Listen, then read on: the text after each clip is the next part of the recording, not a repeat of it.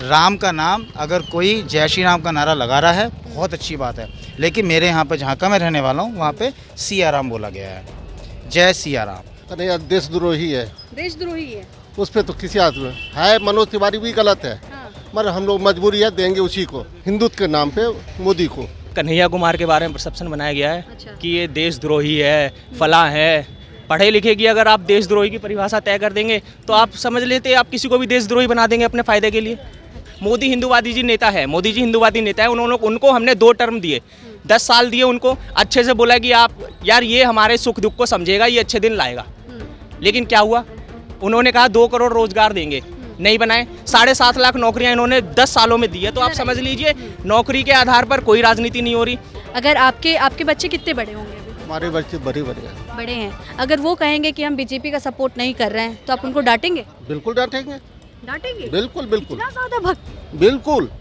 और लेकिन जो सिर्फ और सिर्फ एक ही हवा में चल रहा है, जो यंग वोटर को जो व्हाट्सअप यूनिवर्सिटी पे ज़्यादा पढ़ता है, मतलब कुछ ज़रूरत से ज़्यादा पढ़ा लिखा है, वो जय श्री राम करते हुए तिवारी जी के पास जा रहा है। हरिओम, आप हिंदू ही है ना? नहीं, अच्छा हिंदू होना जरूरी क्योंकि है अभी ये भाई साहब कह रहे थे कि जो सच्चा हिंदू होगा वो बीजेपी को सपोर्ट नहीं। ये तो कह रहे थे कि हम अपने बच्चों को भी डांटेंगे अगर वो बीजेपी का सपोर्ट नहीं करेंगे तो। देखिए ये अपनी अपनी मानसिकता है, देखो इनको भी अधिकार है। 10 साल हो गया, पट्टी पढ़ाई गई है, तो हो सकता है मेरा बेटा भी बोलेगा जय श्री राम डैडी, लेकिन उसको मैं पूछूंगा ना, बेटा दिल्ली का मिनिमम वेजेस कितने का है और तुम यूपी में सबसे ज़्यादा सीटें आती है, वहाँ का मिनिमम वेजेस क्या है? मैं उसको ये तो नहीं कहूँगा देख बेटा मंदिर बन गया, देख बेटा 56 इंच का सीन है। मैं उसको कहूँगा बेटा पहले ये देखो आपको मिनिमम वेजेस क्या है। नमस्कार, मेरा नाम निकिता है और आप देख रहे हैं लोकतंत्र टॉक्स। इस समय हम लोग मुखर्जी नगर में खड़े हैं और यहाँ से कई सारे IAS, IPS, UPSC की तैयारी करने वाले स्टूडेंट्स रहते हैं और आप देख सकते हैं चारों तरफ ये मुखर्जी नगर का इलाका है। हमारे साथ कुछ लोग मौजूद हैं। आपको यहाँ की अगर हम बता दें, यहाँ की अगर हम राजनीतिक विश्लेषण बता दें तो यहाँ पे मनोज तिवारी वर्सेस कन्हैया कुमार चल रहा है। कन्हैया कुमार वही जो JNU से एक समय नारा दिए थे, उन्हीं को लेकर के इस बार यहाँ पे माहौल बना हुआ है। यहाँ के जो लोग हैं, कुछ तितर बितर लोग हैं, मगर हम उनसे बात करने की कोशिश करेंगे कि क्या माहौल चल रहा है। क्या कन्हैया कुमार पर मनोज तिवारी भारी हैं या फिर मनोज तिवारी पर कन्हैया कुमार भारी हैं? बात करने की कोशिश करते हैं और इनसे जानते हैं। क्या नाम हुआ आपका? मेरा जी कमलजीत सिंह नाम है जी। कमरजीत सिंह, क्या करते हैं आप? मेरा टूर एंड ट्रैवल का काम है। अच्छा, क्या लग रहा है, कन्हैया कुमार को कांग्रेस पार्टी ने टिकट दिया है, क्या लगता है मनोज तिवारी पर कन्हैया कुमार भारी हैं इस बार? नहीं, ऐसा कुछ नहीं कर सकते, 50-50 है अभी तो।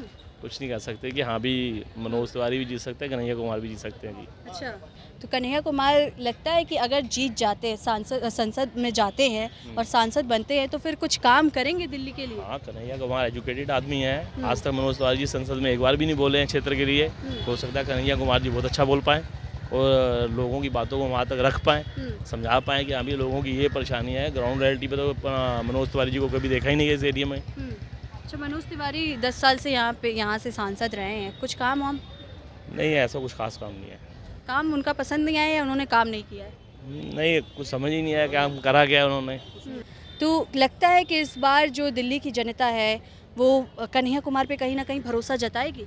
मुखर्जी नगर जैसे इन्होंने बताया, वोट तो मोदी जी को पड़ रहे हैं। आज आप सांसद के इलेक्शन में मोदी जी का नाम हटा दीजिए, एक सिर्फ एक सांसद का इलेक्शन हो और मोदी जी से कनेक्टेड ना हो, तब मेरे ख्याल से शायद मनोज तिवारी जी को एक वोट भी ना मिले। अच्छा, मैं जायज़ बात कह रहा हूँ क्योंकि वोट काउंट तो आज की डेट में जो इन इलेक्शनों में वोट पड़ रहा है वो मोदी जी को पड़ रहा है। क्या माहौल चल रहा है, कन्हैया या फिर मनोज तिवारी? हमारा तो तिवारी जी ही हैं। तिवारी जी क्या रहे, इतने जनता नाराज है नेताजी, फिर भी आप कह रहे तिवारी जी? नहीं, हम मोदी जी से बहुत खुश हैं। मोदी जी से खुश हैं, तिवारी जी से खुश नहीं है? तिवारी जी से भी खुशी है, काम नहीं कर रहे हैं फिर भी खुशी है? काम तो बहुत किया है। नीतीश, अगर हम यहाँ की बात करें तो कन्हैया कुमार या फिर मनोज तिवारी? कन्हैया कुमार तो लगता है कि मनोज तिवारी को मात दे पाएंगे कन्हैया कुमार? आराम से, अच्छा, बहुत भारी मतों से कन्हैया कुमार जीतेंगे इस बार इतने कॉन्फिडेंस हो किस पे? जी। अगर हम हिंदू हैं तो मंदिर जाएंगे या मस्जिद चले जाए, अच्छा, वो तो सारे धर्मों के गुरु को लेके गए साथ में, सब धर्म के साथ चल रहे हैं। तो मोदी जी भी तो कह रहे हैं सबका साथ सबका विकास। सबका साथ है तो मोदी जी थोड़ी मस्जिद जाके अब माथा टेकने लगेंगे। नहीं गए हैं? नहीं अरे गए हैं? जाने लगे गए हैं, वो नहीं लेना देना, लेकिन हम चादर चढ़ाया है। हम भी जाएं, हम भी जाएं। आज मंगलवार को वो छोड़ के अपना मंदिर और चले जाए मस्जिद शुक्रवार को। अच्छा अच्छा, आपको नहीं लगता कि प्रधानमंत्री कभी मस्जिद गए हैं? नहीं जाए हैं तो योगी जी के साथ गए हैं। हम्म, मैंने एक वीडियो में देखा है। हम्म, तो ऐसे मस्जिद जाने से कोई बंदा गलत हो जाता है क्या? हम्म, अब मैं हूँ सरदार हूँ, सिख कम्युनिटी से बिलोंग करता हूँ, मैं मंदिर भी चले जाता हूँ। हम्म। कोई मस्जिद जाने का मौका मिल जाए मस्जिद भी चले जाएंगे, क्या दिक्कत है? उससे कोई बंदा खराब हो या अच्छा हो जाएगा। गुरुद्वारे मंदिर जाने से बंदा कोई अच्छा खराब नहीं होता। ये तो मन की भावना है। अब हिंदुस्तान में तो हर धर्म का आदमी रहता है, और किसी पर्टिकुलर धर्म को पॉइंट आउट करके गलत कर देना या अपनी एक विचारधारा बना लेनी, ये अच्छी बात नहीं है। तो फिर कौन किस पे भारी, कन्हैया पे, मनोज भारी, या फिर वो तो कन्हैया देशद्रोही है, देशद्रोही है? उस पर तो किसी आदमी है। मनोज तिवारी भी गलत है, हाँ, मगर हम लोग मजबूरी है, देंगे उसी को, अच्छा। बीजेपी को, हम्म, हिंदुत्व के नाम पे मोदी को। तो हिंदू खतरे में है क्या? नहीं खतरे में, मोदी आ गया तो अब किस बात का खतरे में? अब मुसलमान खतरे में?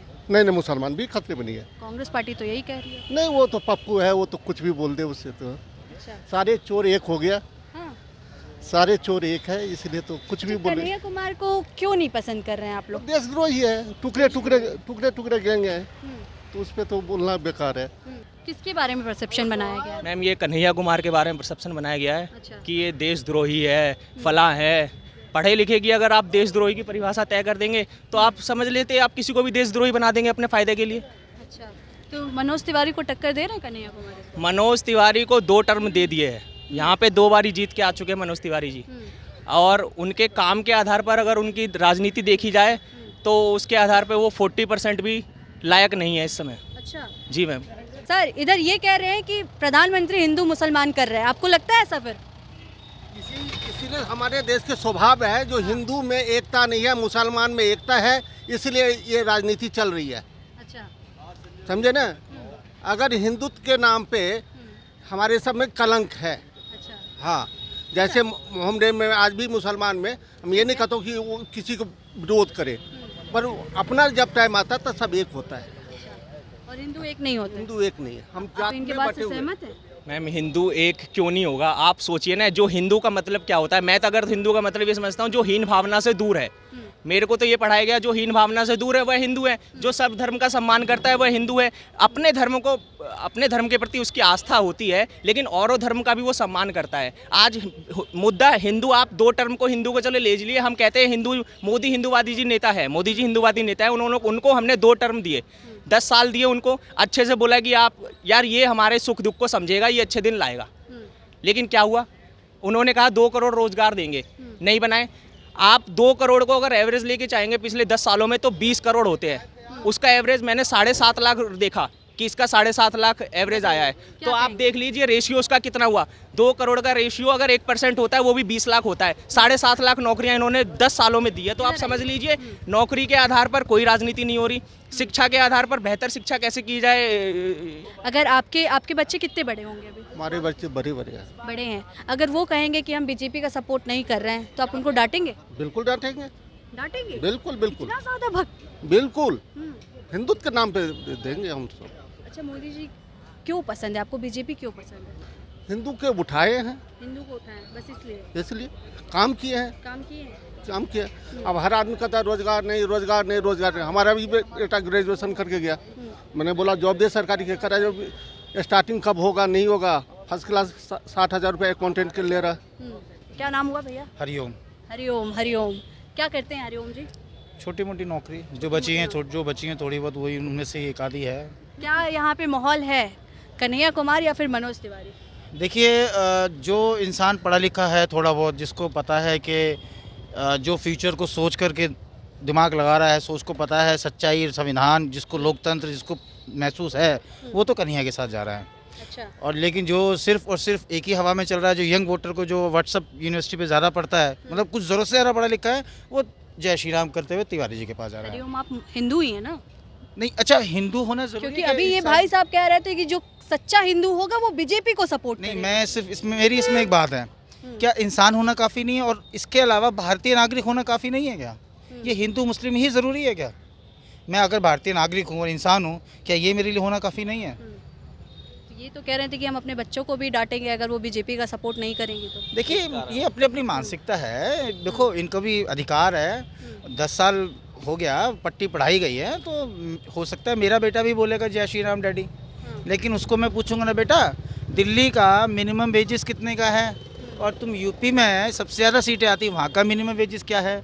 मैं उसको ये तो नहीं कहूँगा देख बेटा मंदिर बन गया, देख बेटा 56 इंच का सीना। मैं उसको कहूँगा बेटा पहले ये देखो आपको मिनिमम वेजेस क्या है, आपको कितने सैलरी मिलेगी, आपके लिए कितने स्कूल खुल गए, कितने कॉलेजेस खुल गए। हवा में बात नहीं करनी मैडम।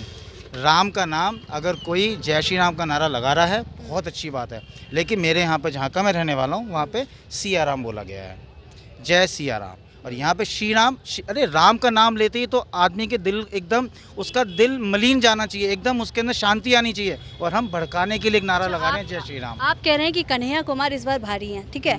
कन्हैया कुमार 2019 में बेगूसराय से लड़े थे, वहाँ से वो अपनी सीट नहीं निकाल पाए थे, तो लगता है कि यहाँ पे इस बार वो अपनी सीट निकाल पाएंगे, लगता है आपको? देखिए अब ये सवाल ना, अब एक आप जिस एरिया में खड़े हैं ना, ये एरिया एक बहुत ही दिल्ली के अंदर पढ़े लिखे जगहों में से एक है। क्या चुनाव जीतना ही सब कुछ होता है? अगर 100 लोग हैं, एक को 49 वोट मिले और एक को 51 वोट मिले, तो इसका अर्थ ये तो नहीं है कि सब उसी की बात करेंगे, सब वो सही है। सिर्फ चुनाव एक नंबर्स होते हैं, लेकिन विचारधारा की सबसे बड़ी चीज़ होती है।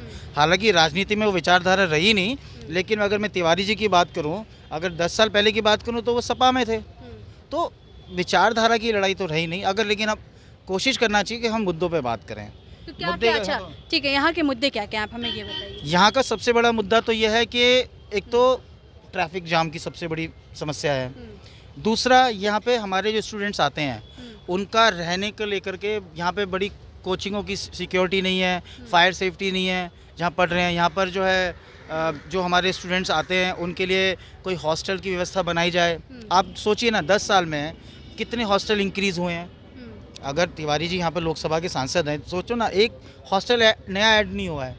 हॉस्टल होना चाहिए, एक कुछ नई यूनिवर्सिटीज़ होनी चाहिए, तो इस पर हमें बात करनी चाहिए। कन्हैया कुमार को लोग कह रहे हैं कि देश के टुकड़े टुकड़े करने वालों को हम वोट नहीं करेंगे। अभी हम यहाँ पे कुछ महानुभावों से बात कर रहे थे, उनका यही कहना था कि जो देश के टुकड़े टुकड़े किए हैं हम उनको वोट नहीं करेंगे।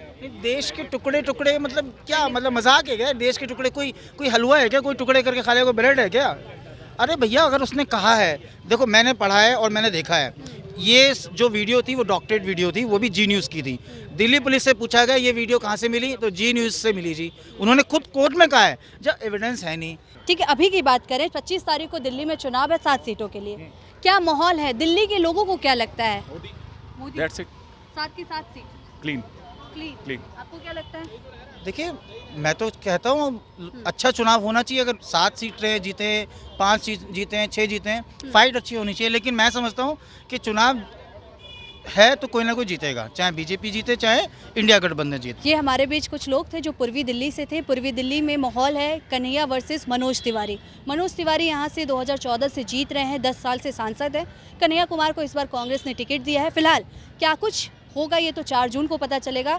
ये हम लोगों से बात किए, कुछ लोग मनोज तिवारी से खुश थे, कुछ लोग कन्हैया कुमार से भी खुश हैं।